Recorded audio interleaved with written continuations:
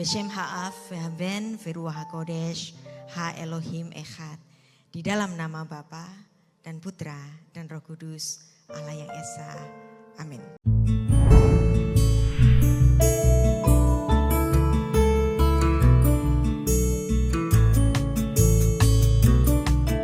Terima kasih Bapak Gembala untuk perkenannya.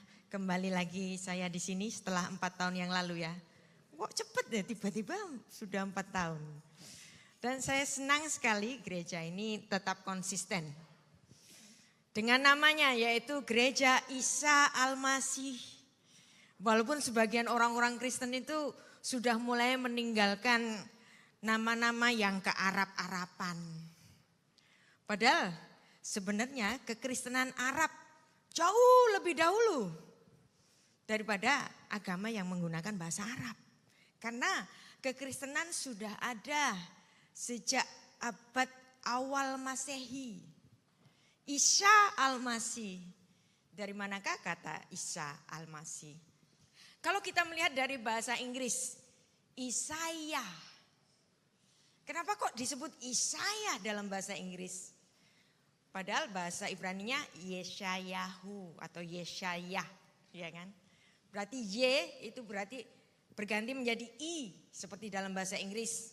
Yesaya menjadi Isaya. Kalau Yeshua menjadi Isa, biasa aja lagi, ya kan?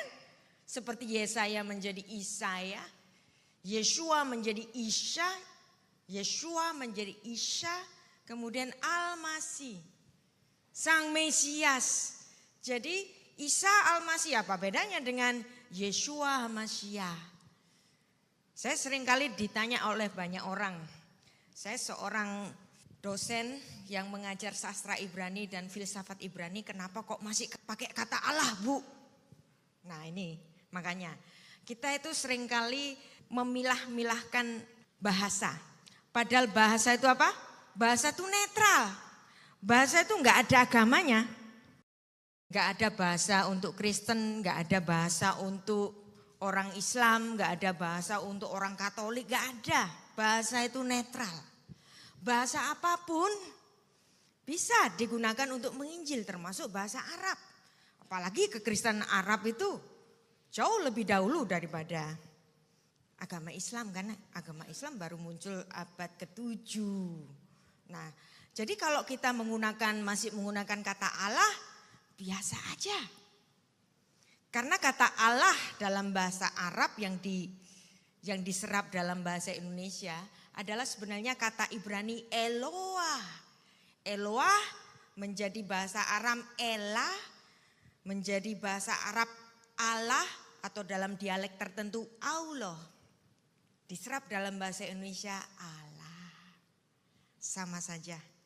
Jadi walaupun pemerintah diminta oleh sebagian gereja-gereja di Indonesia itu misalnya kebangkitan Isa Al-Masih terus diganti kebangkitan Yesus Kristus. Padahal artinya sama.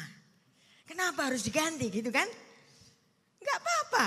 Kebangkitan Isa Al-Masih enggak usah pakai diganti kebangkitan Yesus Kristus. Karena Yesus Kristus, Isa Al-Masih, Yeshua HaMashiach artinya sama. Tuhan Bapa kita di sorga tentu dia bisa mengenali yang mana bahasa Indonesia, bahasa Jawa, bahasa Arab, bahasa Ibrani, bahasa apapun. Setiap anaknya ketika memanggil dia, Tuhan pasti mendengar. Dan kalau nanti ada di surga kita pasti pakai bahasa surga. Enggak pakai bahasa Indonesia, enggak pakai bahasa Ibrani, enggak pakai bahasa Arab, enggak pakai bahasa Inggris. Nanti kita akan bersama-sama memakai bahasa surga, amin. Amin. Nah kita akan belajar bersama-sama mensyukuri di tahun yang baru ini. Nah biasanya kalau ngomongin tahun baru kita akan bicara mengenai apa? Resolusi. Resolusi kita hari ini itu apa sih? Apa yang menjadi resolusi kita? Mungkin Anda belum menentukan. Biasanya resolusi itu apa? Keinginan yang harus dipenuhi. Resolusinya apa? Bisa macam-macam. Resolusi punya rumah baru, boleh. Resolusi nanti akan naik pangkat. Resolusi penjualan akan naik, boleh. Semuanya boleh dong. Dan resolusi kita hari ini di gereja ini sesuai dengan tema besar gereja ini adalah melatih hidup dalam kerajaan Allah. Jadi resolusi kita sesuaikan dengan tema besar dari gereja ini, melatih hidup dalam kerajaan Allah. Dan kita merenungi kehidupan kita, identitas kita sebagai murid-murid kerajaan Allah. Sebagai murid-murid kerajaan Allah, kita dipanggil untuk taat. Nah, tapi sebenarnya di Alkitab kita nggak ada kata taat. Walaupun kita sering bicara taat. Kata yang diterjemahkan menjadi taat dalam bahasa Indonesia atau obey dalam bahasa Inggris sebenarnya tidak bermakna taat dan obey. Tapi kata harfiahnya, arti harfiahnya itu mendengar. Mendengar. Wow. Nanti kita akan belajar kenapa di Alkitab kita gak ada kata taat, gak ada kata obey. Kenapa kok Alkitab kita menggunakan kata mendengar? Ini keren ini. Fokus kita itu, siapakah kita? Bagaimana kita itu dibentuk. Ketika kita dibentuk menjadi murid ya, kita yang sekolah itu pasti ingat murid bahasa Inggrisnya apa? Disciple. Keren ini. Murid bahasa Inggrisnya disciple. Dari kata disciple muncul kata disiplin. Nah, kata dalam bahasa Inggris disciple ini berasal dari gereja. Gereja Latin, gereja Katolik Roma, dari kata discipulus. Dari kata discipulus, bahasa Latin muncul kata bahasa Inggris disciple. Kenapa orang-orang itu bisa disiplin, bangunnya pagi? Atau mereka selalu tepat waktu? Hari ini saya janjian dengan Pak Edi jam 6, tiba-tiba jam 5.30 sudah nongol Bapak Ibu. Wah, disiplin banget ini. Nah, ini adalah ciri dari murid-murid kerajaan Allah yang disiplin. Disiplin mulai dari mana? Mulai dari waktu. Demikianlah dalam kekristenan purba, disiplin menjadi antusias yang pertama dari murid-murid yang mau belajar melalui praktek sebagai murid, praktek sebagai disciple. Praktek sebagai disciple menjadi apa? Menjadi disiplin. Keren kan? Jadi disciple, disiplin berasal dari gereja. Ada amin di sini? Jadi ada banyak sekali kata-kata yang dipakai secara sekuler yang sebenarnya berasal dari gereja. Satu lagi sebagai contoh. Kata yang berasal dari gereja terus muncul sebagai kata-kata sekuler menjadi umum. Contohnya apa? Confident, percaya diri. Kenapa sih kok orang itu bisa percaya diri? Berani percaya diri. Dan ini ternyata juga berasal dari bahasa gereja. Confide. Con itu artinya with atau dengan. Fide itu apa? Sola fide, sola scriptura, berarti fidenya apa? Iman. Kenapa kok orang itu bisa percaya diri? Karena dia confident. Berasal dari gereja juga. Jadi jangan heran kalau semua banyak kebudayaan gereja kemudian mempengaruhi dunia. Kalau saya tanya hari ini kita pakai kalender apa? Kalender Masehi. Apa artinya Masehi? Almasih. Kalendernya Mesias. Kenapa kalender Mesias? Karena ternyata waktu dunia ini ditentukan oleh kelahiran Mesias. Berarti dari kalender gereja. Kalender gereja mempengaruhi dunia. Demikianlah pemuritan sejati yang sejak gereja purba kemudian mempengaruhi dunia. Dunia hari ini semuanya terpengaruh oleh Satu orang yaitu Yesus Kristus yang memuridkan 12 muridnya. Kemudian 70 muridnya. Kemudian menjadi besar dalam amanat agung Tuhan Yesus Kristus. Nah, kita akan belajar bagaimana Tuhan Yesus memanggil murid-muridnya. Yang pertama kita akan baca Markus 1 ayat 16 sampai 20. Ketika Yesus sedang berjalan menyusur danau Galilea, ia melihat Simon dan Andreas, saudara Simon, mereka sedang leyeh-leyeh. Ngapain mereka? Mereka sedang menebarkan jala di danau sebab mereka penjala ikan. Perhatikan, ciri pertama, orang lagi kerja dipanggil oleh Tuhan Yesus. Ya, ingat. Jadi Tuhan Yesus enggak manggil orang nganggur. Ayat 17, Tuhan Yesus berkata kepada mereka, "Mari, ikutlah aku. Kamu akan kujadikan penjala manusia." Perhatikan, dari apa yang dikerjakan oleh Simon dan Andreas, yaitu apa? Sedang menebarkan jala, dari alat yang sama Tuhan pakai untuk kemuliaan nama Tuhan. Ini ciri pertama. Apa yang ada di tanganmu? Jala. Ya, kamu jadi penjala manusia. Nah, ayat 18, lalu mereka pun segera meninggalkan jalannya dan mengikuti dia. Ayat 19, dan setelah Tuhan Yesus meneruskan perjalanan sedikit lagi, dilihatnya Yakobus anak Zebedeus dan Yohanes saudaranya sedang membereskan jala di dalam perahu. Tuhan Yesus segera memanggil mereka dan mereka meninggalkan ayahnya Zebedeus di dalam perahu bersama orang-orang upahan mereka lalu mengikuti dia.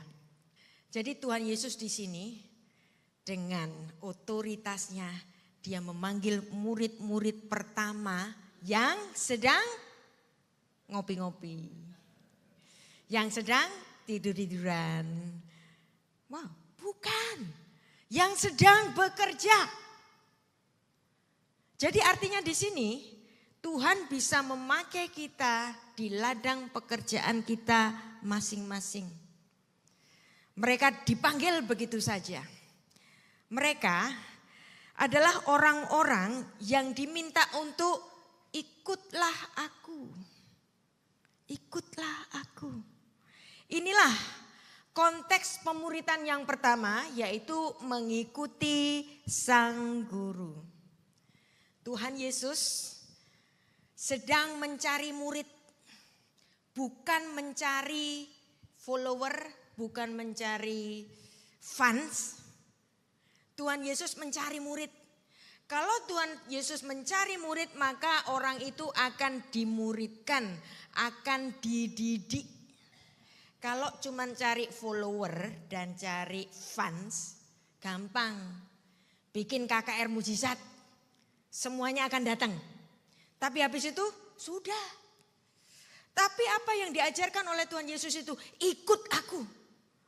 Dan ketika mereka dimuridkan selama 3,5 tahun, bukan kolo-kolo, bukan seminggu sekali, tetapi setiap hari bersama guru agung.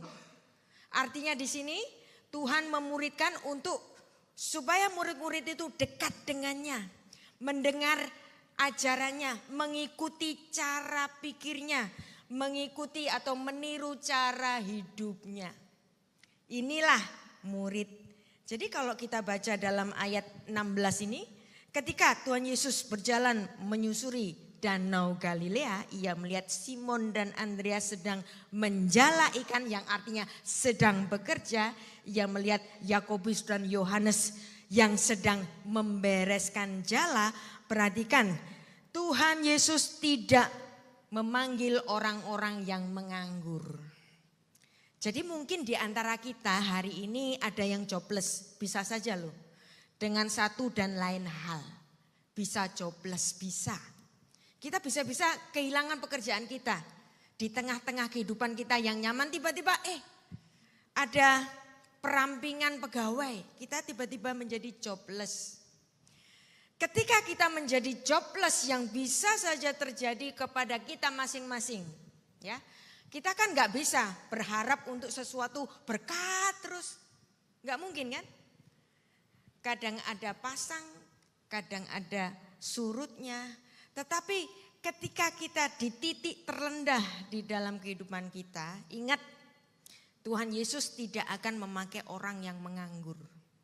Ketika kita jobless, Anda harus mengerjakan sesuatu, apa saja yang bisa Anda kerjakan dengan tangan Anda, apapun termasuk studi Bible. Karena Tuhan tidak akan memanggil ketika kita sedang leyeh-leyeh, ketika kita sedang santai-santai. Tuhan selalu memanggil muridnya ketika sedang sibuk. Itu pun terjadi pada kehidupan saya. Dulu saya waktu dipanggil Tuhan untuk mengerjakan ini dan itu sudah dikasih ayat, sudah dikasih teguran berbagai ayat. Saya mengatakan belum Tuhan, belum. Masa aku mengajar di hadapan jemaatmu, gak cocok Tuhan. Aku gak layak Tuhan. Enggak, itu bukan untuk aku.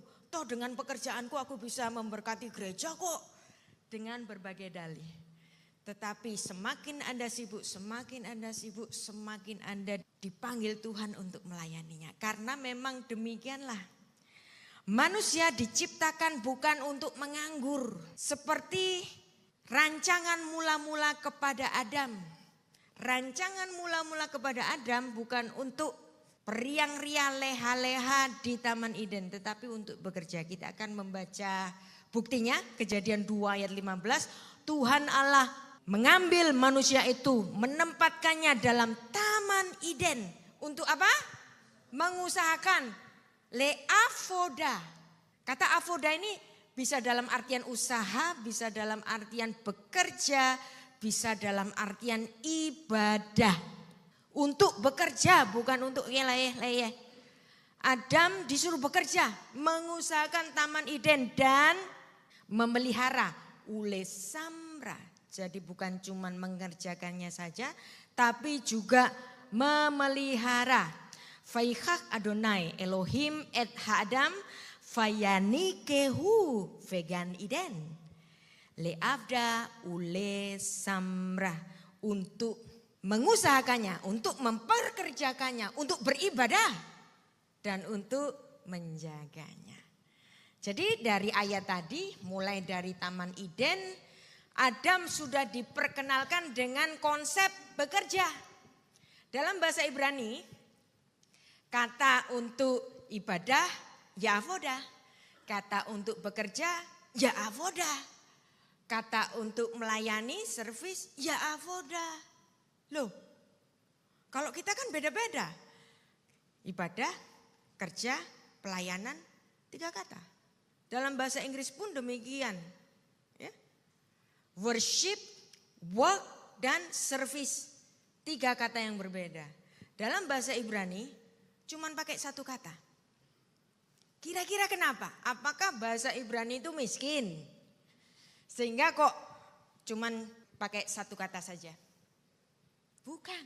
Ini ada filsafatnya. Ini ada dasar filosofinya. Karena dalam konsep Ibrani, pekerjaanmu ibadahmu, pekerjaanmu juga pelayananmu. Dalam konsep Ibrani gak ada perbedaan atau dikotomi yang namanya pekerjaan sekuler dan pekerjaan rohani. Gak ada. Jadi semua pekerjaan kita konsepnya rohani. Anda berprofesi sebagai apa? Ketika Anda berprofesi sebagai seorang guru, disitulah pelayanan Anda. Disitulah ibadah Anda. Menjadikan pintar murid-murid SD, SMP, SMA, dosen. Semuanya guru memiliki tugas yang mulia untuk menjadikan murid-murid menjadi pintar. Apa pekerjaan Anda? Dokter? Sebagai dokter, bekerjaan sebagai dokter, di situ ladang pelayanan Anda. Di situ ladang ibadah Anda. Anda tahu konsep ibadah tertinggi dan konsep sedekah tertinggi dalam konsep Ibrani, ya. Kalau kita bersedekah itu apa? Konsep kita kalau kita ngasih sedekah itu apa? Ya sedekah. Sedekah. Bagian kecil dari apa yang kita punya kita sedekahkan. Itu konsep kita. Tapi kalau konsepnya orang Ibrani, sedekah tertinggi adalah membuat orang atau membantu orang sebelum menjadi miskin. Itu sedekah tertinggi. Kalau sedekah kita ngasih orang miskin, berapa yang ada di kantong Anda? Anda ketemu 20.000, Anda kasih 20.000. Anda ketemu 50.000, Anda kasih 50.000. Anda ketemu 100.000, Anda kasih 100.000. Atau Anda kasih beras 5 kilo. Atau Anda kasih Indomie 1 dus. Itu sedekah. Tapi sedekah yang sebenarnya adalah ketika kita membantu orang sebelum dia menjadi miskin. Konsep ini konsep yang keren banget dan ini konsep yang berasal dari Alkitab kita. Apa bantuan kita yang menjadikan atau yang membantu orang sebelum menjadi miskin? Jangan sampai dia jadi miskin maka aku bantu dia sekarang. Kira-kira kalau kita nyatakan dalam kehidupan sehari-hari itu apa? Ini kerjaannya siapa? Kerjaannya pengusaha. Siapa yang pengusaha di sini? Angkat tangan, tepuk tangan. Anda menjadi saluran berkat yang sangat mulia karena Anda menyediakan apa? Menyediakan ladang-ladang pekerjaan.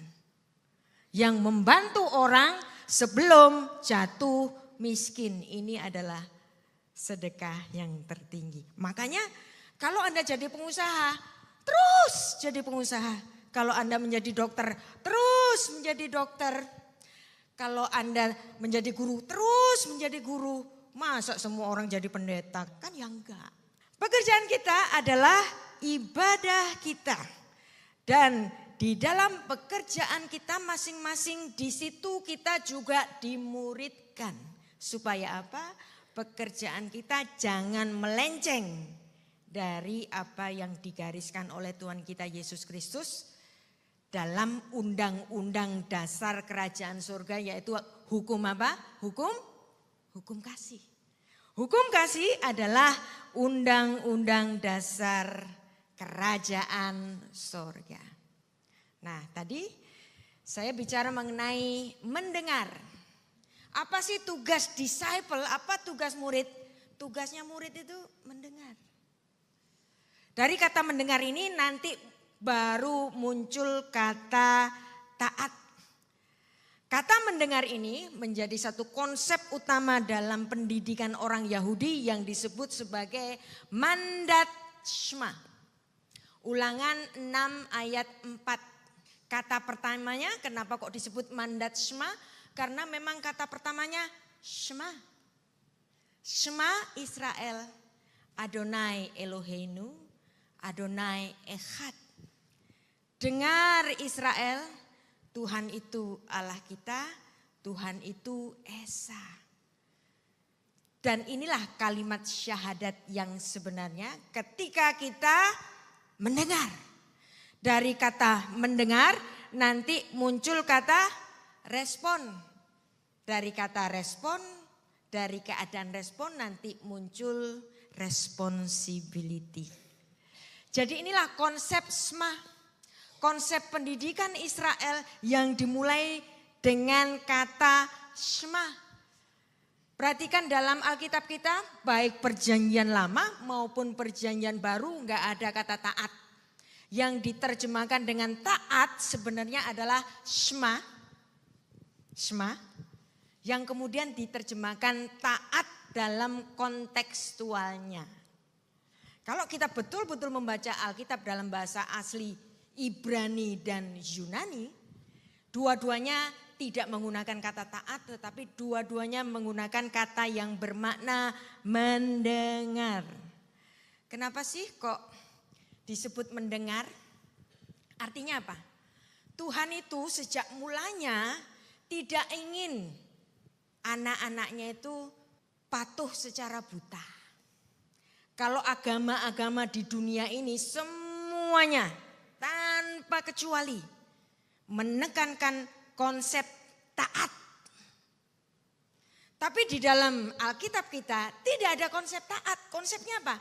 Mendengar. Kenapa mendengar? Karena dari situ mendengar timbul apa? Timbul respon. Respon menerima atau tidak.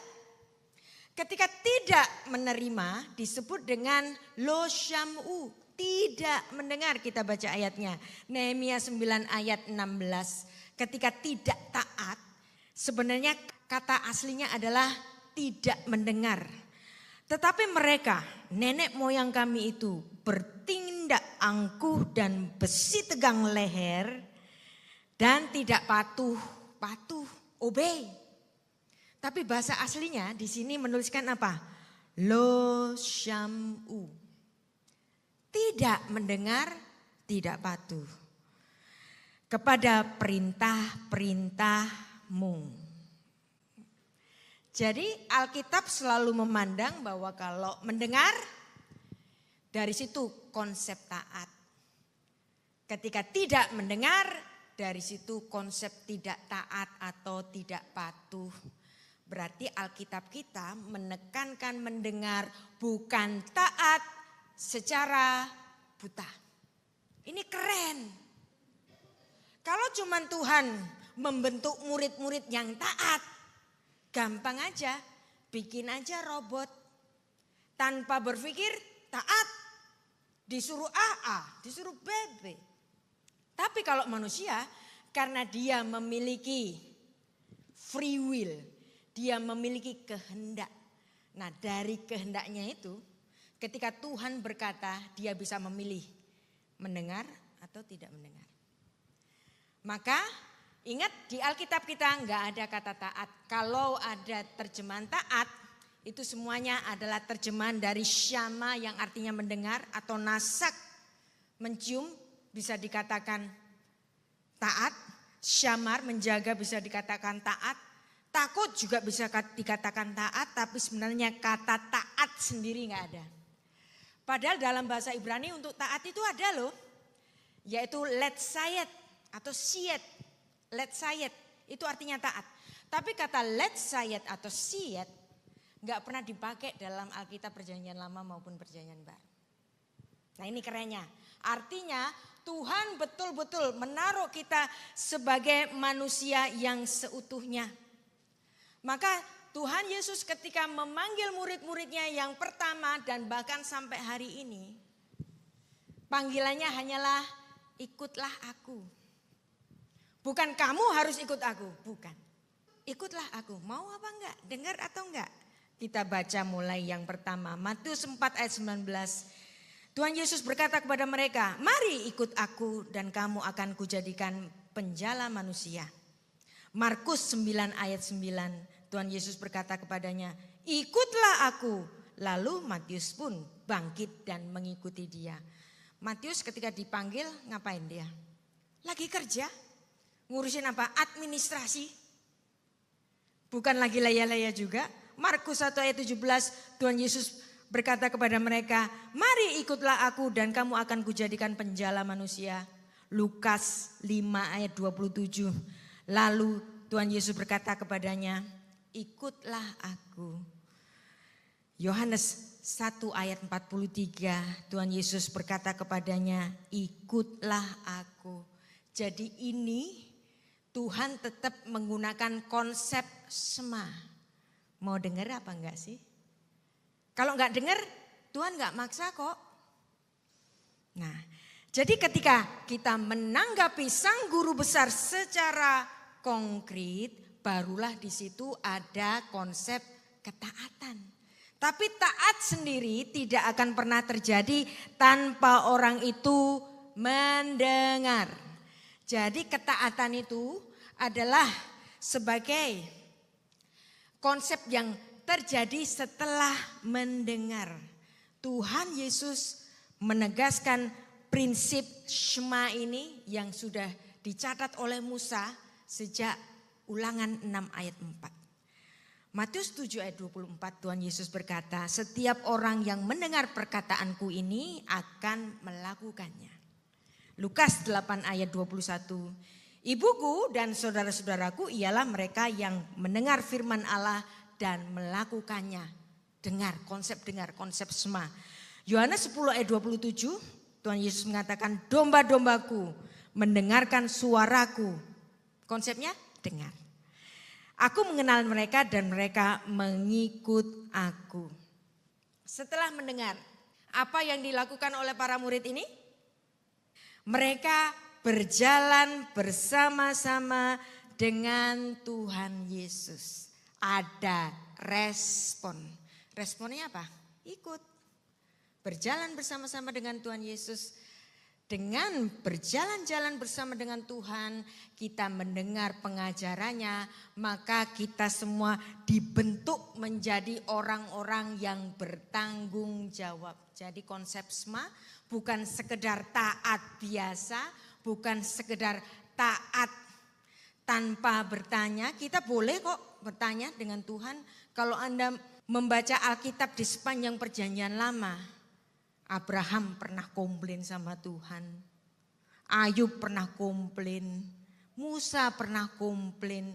Pernah bertanya, pernah menanyakan. Tapi mereka tetap terhitung sebagai orang-orang yang beriman.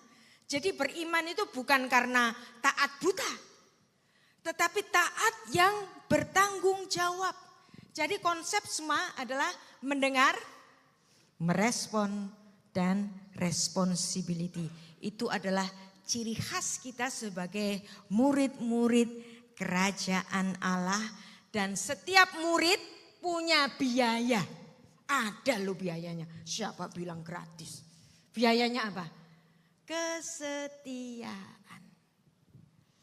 Kesetiaan, konsistensi adalah biaya yang harus kita bayar. Dengar tok. Respon tok tapi enggak dilakukan. Harus ada responsibility. Ketika kita melakukan responsibility, tanggung jawab kita sebagai murid, itulah biaya kita. Apa biaya kita? Kesetiaan.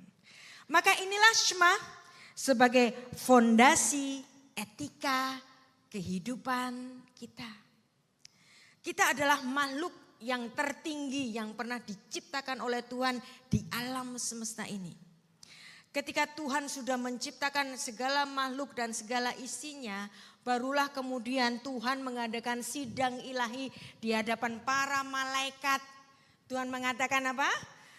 Berfirmanlah Allah, baiklah kita menjadikan manusia menurut gambar dan rupa kita, supaya mereka berkuasa atas ikan-ikan di laut dan burung-burung di udara dan atas ternak di atas seluruh bumi dan atas segala binatang yang merayap di bumi. Vayomer Elohim naase Adam betsal menu kit mutenu veyurdu bidgat hayam uve of hasyamayim uva behemah uve kol haaretz uvekol haremes haromes al haaretz. Tuhan menciptakan dengan tangannya. Allah sendiri, walaupun dia sudah deklarasi di hadapan para malaikat, tetapi sang pencipta tetap Allah saja. Ditulis dalam Kejadian 1 ayat 27. Tuhan membentuk manusia itu dari debu tanah. Kejadian 2 ayat 7. Dan ketika Tuhan sudah menciptakan manusia itu, Tuhan memberikan satu mandat budaya. Mandat budaya ini tidak diberikan kepada gajah, enggak diberikan kepada harimau, tetapi hanya kepada manusia. Kejadian 1 ayat 28. Allah memberkati mereka, lalu Allah berfirman kepada mereka, beranak cuculah dan bertambah banyak, penuhilah bumi dan taklukkanlah itu. Jadi memang sedianya manusia diciptakan untuk menaklukkan bumi segala yang pernah diciptakan oleh Allah. Kita diberikan mandat untuk berkuasa atas seluruh ciptaan-ciptaan yang lain. Berkuasalah atas ikan-ikan di laut dan burung-burung di udara dan atas segala binatang yang merayap di bumi. Ini adalah mandat berkat. Hanya manusia yang diberikan berkat semacam ini. tahlukkanlah itu, fekif syuha, berkuasalah, feyurdu. Dan inilah mandat budaya kita untuk berkuasa. Tapi ketika kita diberikan kuasa, ayat ini gak berdiri sendirian. Dan kita harus ingat bahwa kita manusia diciptakan dari debu tanah. Di mana ayatnya? Kejadian 2 ayat 7. Ketika itulah Tuhan Allah membentuk manusia dari debu tanah. Afar minha adama. Dan menghembuskan nafas hidup, nishmat khayim dalam hidupnya. Demikianlah manusia menjadi makhluk yang hidup. Fayitser Adonai Elohim et ha'adam afar min ha'adama. Fayipak be'apaf nishmat khayim. Fayehi ha'adam lenefesh hayat. Jadi betullah manusia diciptakan dari tanah. Baru kemudian dihembusi oleh Tuhan nafas kehidupan. Disitulah momen di mana Tuhan meletakkan gambar dan rupanya di dalam dirinya Adam. Maka selain Adam memiliki unsur tanah, dia juga memiliki unsur Elohim. Sehingga dengan demikian ada relasi yang suci antara Adam manusia dengan Adama tanah dengan Elohim berdasarkan Kejadian 2 ayat 7 tadi. Nama Adam artinya manusia karena dia diambil dari Adama maka namanya Adam. Kata Adam juga berhubungan dengan Adom artinya merah atau berhubungan dengan darah, dam. Makanya manusia disebut Adam. Dan kalau kita belajar filsafat Ibrani, ada notarikon di sini. Adam bisa dipenggal menjadi dua, menjadi alef dan dam. Berarti ada makhluk berdarah yang memiliki unsur Elohim. Jadi demikianlah kita dibanding dengan makhluk yang lainnya, kita adalah penguasa bumi. Kita menjadi mandataris Allah. Tetapi ketika kita menjadi mandataris Allah yang diberikan kuasa untuk mempekerjakan bumi ini, kita juga harus menjaganya. Kita baca lagi Kejadian 2 ayat 15, Tuhan Allah mengambil manusia itu untuk menempatkannya dalam Taman Eden untuk mengusahakan, bukan cuma untuk memperkerjakannya, tetapi untuk menjaganya. Apa yang terjadi hari ini? Manusia yang seharusnya menjadi penjaga bumi gak bisa lepas dari sifat setelah kejatuhan manusia. Apa namanya? Tama. Tama ini bapak saya dahulu kalau suka guyonan itu, kalau ngelihat orang tamak itu beliau selalu ngomongnya begini. Ngemut gula krasa legi, kolu sak pabrike. Jadi kalau sudah punya donya itu dunia ini mau ditelan semuanya. Itulah sifat manusia yang tamak.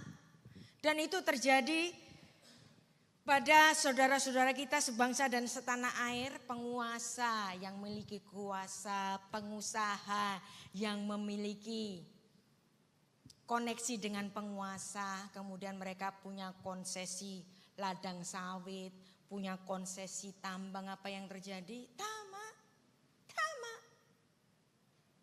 Enggak peduli, semua hampir seluruh pulau-pulau di Indonesia ini digunduli. Dan yang terparah, yang baru saja dan yang membuat saya stres adalah kejadian yang di Sumatera. Mulai dari 25 November ketika hujan berhari-hari, cuma 3 hari saja. Setelah itu terjadi banjir bandang dan kemudian terjadilah bencana masif, bukan bencana alam tetapi bencana ekologi, bencana karena ketamakan manusia. Dia hanya memperkerjakan alam ini tapi tidak menjaganya. Semua mau disawitin. Emangnya monyet makan sawit. Emangnya harimau makan sawit. Emangnya gajah makan sawit. Gak peduli mereka. Yang penting apa? Cuan, cuan, cuan, cuan, cuan. Atau ketika diketahui hutan itu memiliki kandungan emas di bawahnya, apa yang terjadi? Emas digunduli, hutannya digunduli untuk dikeruk, di bawahnya ada emasnya. Dan yang kesaksian ini, seorang anak Tuhan yang merasa bahwa dia mendapatkan berkat dari Tuhan, dia mengatakan, saya mendapatkan konsesi tambang emas di sebuah wilayah di bagian Sumatera yang masih hutan. Haleluya, pastor. Doanya pastor terkabul. Saya berhasil mendapatkan konsesi itu. Saya mendengar itu tepok jidat. Apa yang terjadi dari kesaksian yang aneh ini? Dia merasa kesaksian itu hebat. Dan dia merasa akan banyak membantu gereja. Tetapi apa yang akan dia lakukan? Dia akan mengunduli hutan itu, dan apa yang terjadi hari ini kita lihat. Penduduk-penduduk di sekitar tambang, penduduk-penduduk di sekitar ladang sawit. Mereka adalah orang-orang miskin yang terdampak. Terus pengusaha Kristen tadi yang tadi kesaksian, emang mikirin, kan dia nggak tinggal di situ. Itulah paradoks yang kita lihat hari ini. Si pengusaha Kristen itu melihat berkat, tapi musibah buat penduduk-penduduk di Sumatera. Apa saya nggak menangis? Terus kita yang Kristen di Jawa ini mengatakan, Aceh lagi, sumbar lagi. Loh, apa maksudmu berkata demikian? Kan mereka mayoritas muslim, Bu. Emangnya mereka bukan human apa? Aneh kita itu. Makanya kita dipanggil menjadi murid Tuhan bukan hanya untuk mencintai sesama Kristen saja, tetapi kita dipanggil untuk mencintai sesama manusia. Kalau saya ngomong begini itu selalu saya emosi. Emosi.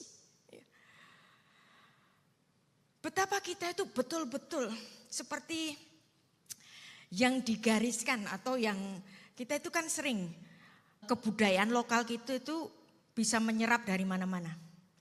Dari kepercayaan Hindu itu ada 4 strata.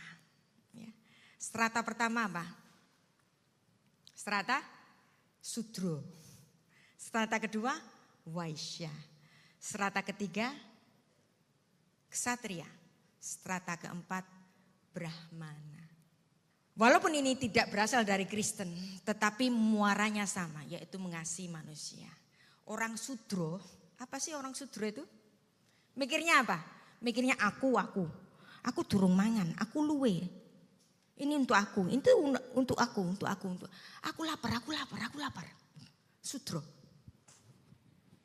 Atau kalau dia sudah memikirkan kelompoknya sendiri, aku dan keluargaku. Aku dan kelompokku. Itu apa? Waisya.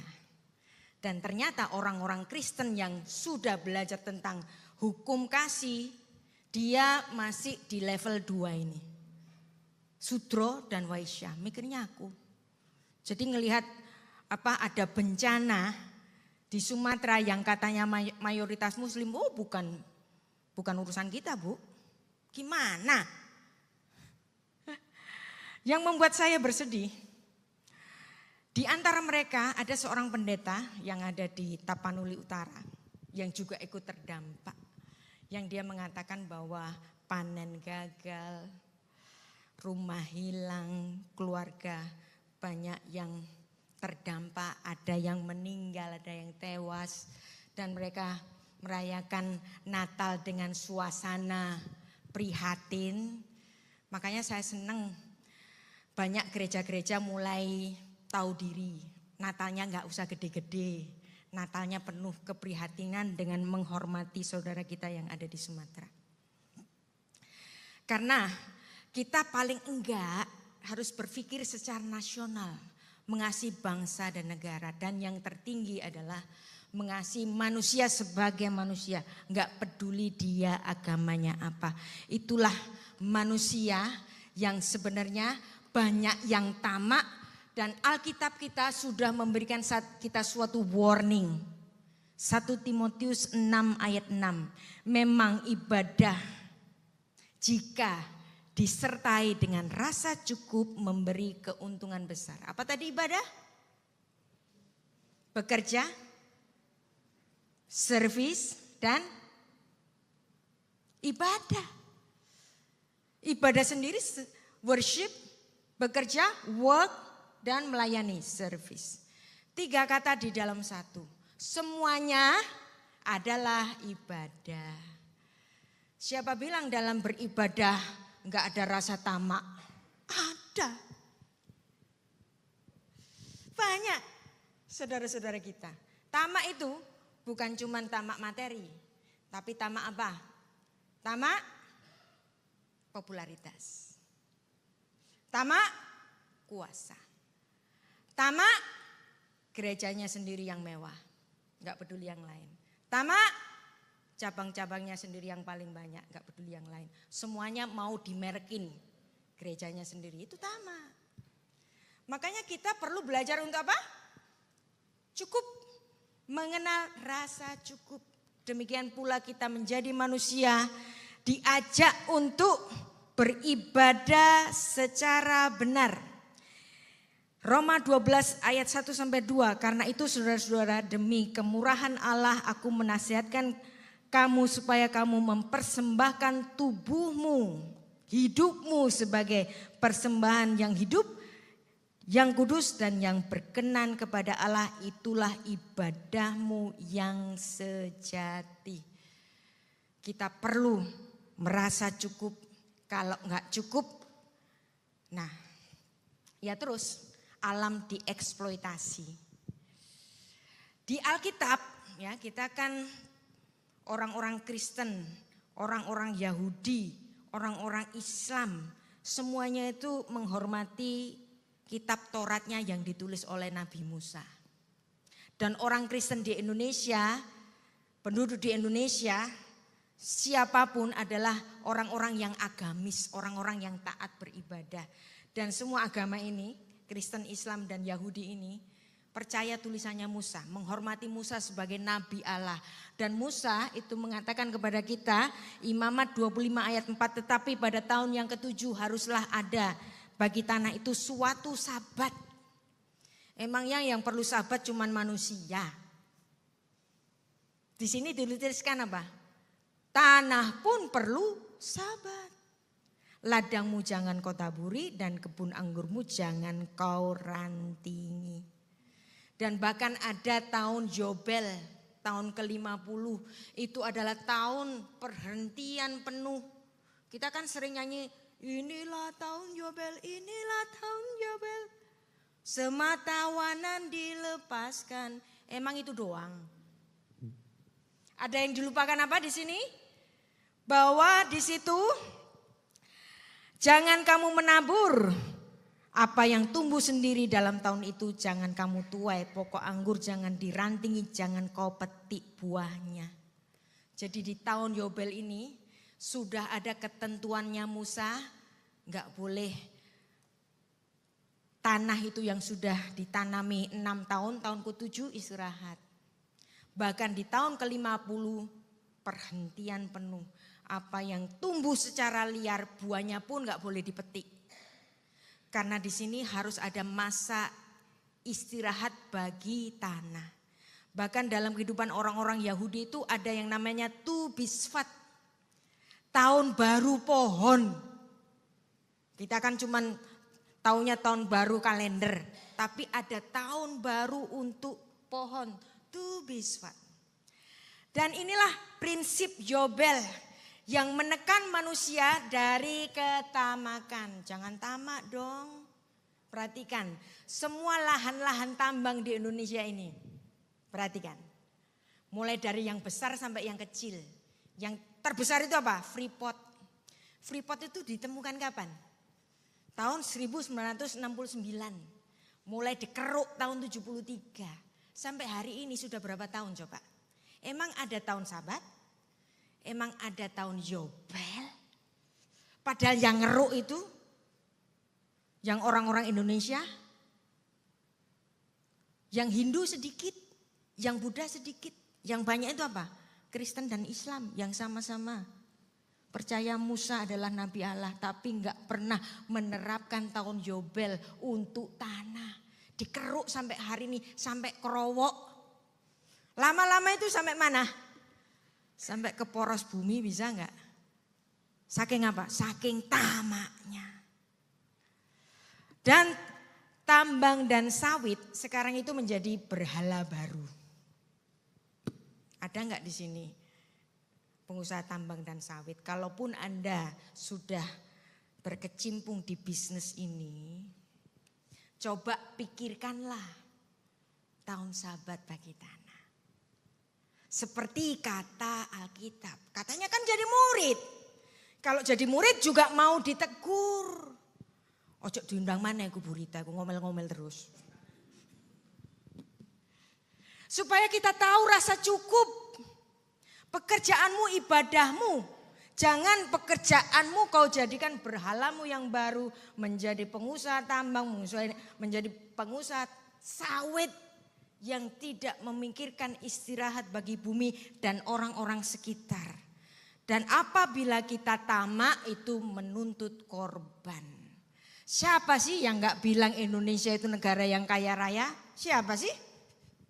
Kita sejak sekolah itu sudah tahu Indonesia itu kaya raya. Tapi apa yang terjadi? Indonesia ternyata jumlah penduduk miskinnya itu kedua setelah Laos secara prosentase, yaitu 60% lebih. Kalau dihitung jumlahnya sekitar 172 juta orang. Jadi siapa bilang makmur, yang makmur sebagian saja yang dekat dengan penguasa. Dan mereka semuanya memperkosa bumi. Bumi adalah ibu. Apabila ibumu kamu perkosa, kita bunuh, maka kita akan kehilangan pelukannya, kehangatan pelukannya. Bumi adalah ibu. Siapa yang ngajarin ini? Santo Fransiskus dari Assisi. Dan itu menjadi kearifan lokal seluruh dunia. Gak ada yang menolak bahwa ibu adalah bumi karena memang dari tanah kita diciptakan. Kejadian 2 ayat 7. Maka selalu saya di mana-mana sekarang itu selalu menaruh prinsip-prinsip ekoteologi. Urusan kita itu bukan cuma akhirat, saudara-saudara. Urusan kita juga urusan bumi.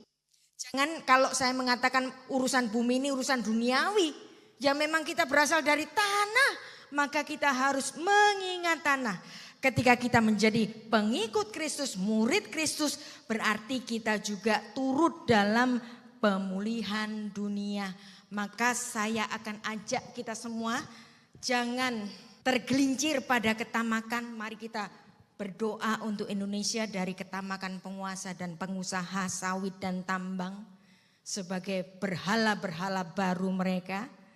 Sumatera sebagai cermin nasional ketika hutan ditebang, bukan cuma pohon yang tumbang, tetapi masa depan yang tumbang.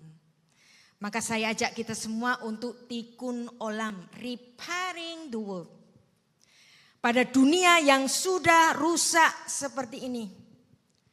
Kita adalah diciptakan dalam martabat yang tinggi sebagai penguasa bumi dan yang memeliharanya. Mari kita tikun olam.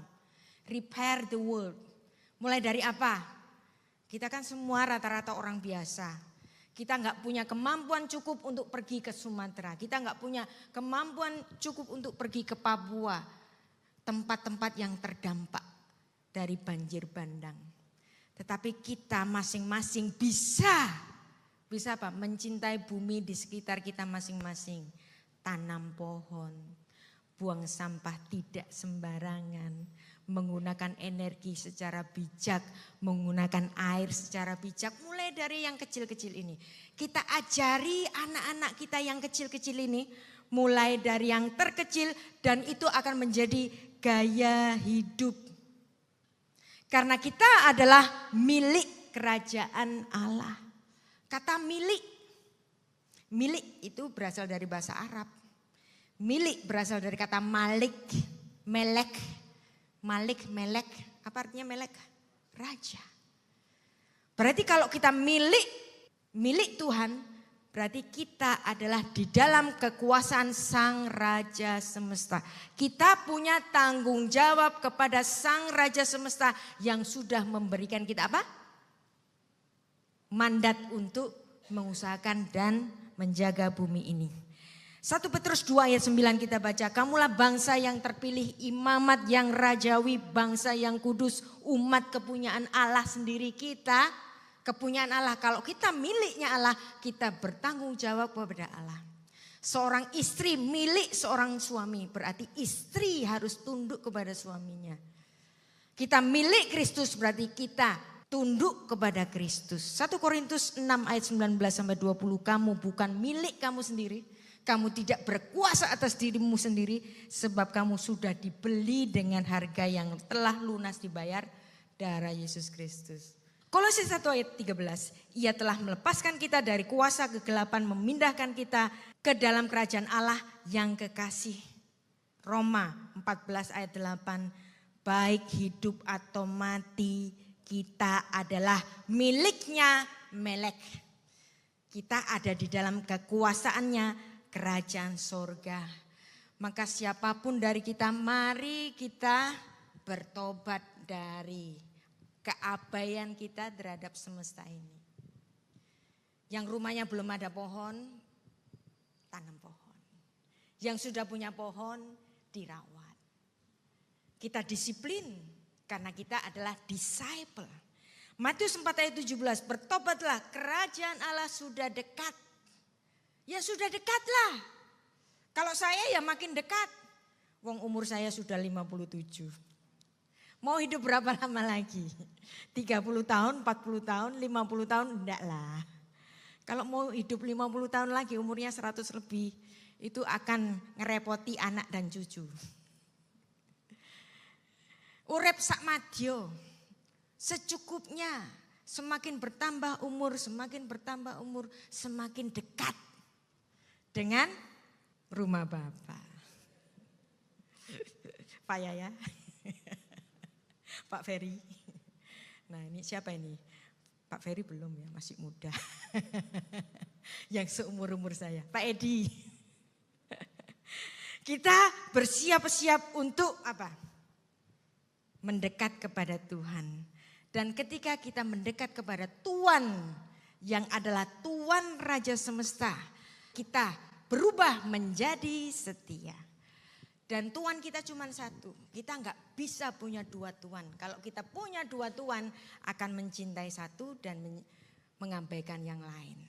Orang Kristen gara-gara mencintai uang walaupun judulnya tetap Kristen. Pengusaha yang sudah memiliki dua Tuhan walaupun judulnya tetap Kristen, orientasinya apa? Orientasinya akan laba. Bukan mencintai sesama dan mencintai bumi. Karena apa? Tuannya sudah beda. Tuannya apa? Tuannya popularitas. Tuannya apa? Kekayaan. Tuannya apa? Kuasa. Maka kekayaan kita, kuasa kita, kesempatan kita, apapun yang kita punya harus tunduk di bawah Sang Tuhan Raja Semesta. Tidak boleh ada dua Tuhan. Lalu bagaimana kita menjadi disciple yang disiplin? Disciple yang disiplin itu harus melalui proses pelatihan. Dan ketika kita belajar tentang firman Tuhan, kita perlu waktu hening. Tidak harus dengan hingar-bingar kata-kata yang banyak atau puji-pujian yang banyak. Kadang-kadang kita perlu waktu hening. Membaca kitab suci sebagai dialog khusus kita dengan Tuhan. Makanya dalam prinsip orang Ibrani itu belajar firman Tuhan itu adalah worship yang tertinggi. Study Bible is the highest form of worship. Kenapa kok dikatakan dalam prinsip Ibrani, study Bible sebagai highest form of worship? Apa yang Anda lakukan ketika berdoa? Mulut Anda bicara kepada Tuhan. Apa yang Anda lakukan ketika Anda menyanyi? Mulut Anda menyanyi untuk Tuhan, bicara kepada Tuhan. Apa yang Anda lakukan ketika Anda belajar Alkitab? Mulut Anda tertutup, Anda mendengar Shema, firman Tuhan. Makanya studi Bible is the highest form of worship. Maka mendengar membentuk kepekaan. Mendengar bukan sekedar pengetahuan. Itulah identitas murid kerajaan Allah. Kita dipanggil untuk mendengar, bukan cuman pinter, bukan cuman hafal, tetapi mendengar dengan hati. Nah, kita akan teruskan serial lecture ini. Saya bilang lecture, kan jarang-jarang kan kita di minggu tapi belajar. Maka kita akan teruskan nanti sore. Kita akan dilatih untuk hidup praktik murid kerajaan di dunia yang nyata. Karena kita harus tetap ingat identitas murid kerajaan Allah. Kita akan menyanyikan kembali lebih dalam lagi. Bapa, terima kasih Tuhan. Kami ingin lebih dekat dengan Engkau. Karena kami sebagai murid yang mau didisiplinkan oleh pengajaran-pengajaran dari Engkau. Jadikan kami murid-murid yang mendengar dan kami meresponi dan kami bertanggung jawab sebagai murid-murid kerajaan Allah. Terpuji namamu Bapa, kami percaya Engkau mengasihi jemaat ini. Mengasihi Bapak Gembala yang mengembalakan gereja ini. Berkati Bapak Pendeta Yahya dan semua diakon. Semuanya Tuhan menjadi murid-murid yang Engkau bentuk. Dan kami terbentuk menjadi warga kerajaan surga yang sungguh-sungguh bertanggung jawab sebagai orang-orang yang memiliki mandat dari Engkau. Terpuji namamu Bapa. Beshem ha'af ya ben veruah kodesh ha Elohim echad. Di dalam nama Bapa dan Putra dan Roh Kudus Allah yang Esa. Amin.